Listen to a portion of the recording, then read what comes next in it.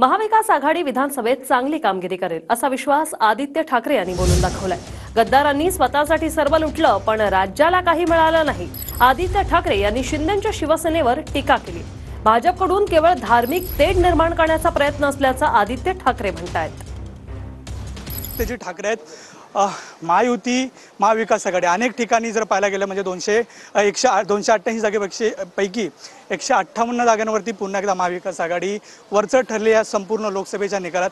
कशा पद्धतीने बघताय? नक्कीच आनंद आहे, पण ह्याच्यापेक्षा चांगला परफॉर्मन्स महाविकास आघाडीचा आपण पाहाल यंदाच्या निवडणुकीत होईल।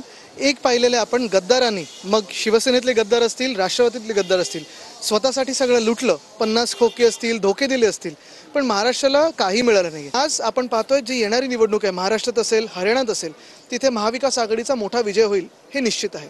नक्कीच। मात्र शिवसेनेचा जर विचार करता एक पक्ष होता, 2 पक्ष झाले, मात्र शिवसेनेच्या पुढे एक पक्ष आहे, दुसरी गद्दार गँग आहे। दुसरी जी एकनाथ शिंदे आहेत त्यांच्याकडे 40 त्यांची जागा पण मला वाटतं केंद्रीय मंत्रिमंडळात दाखवलेली आहे त्यांना।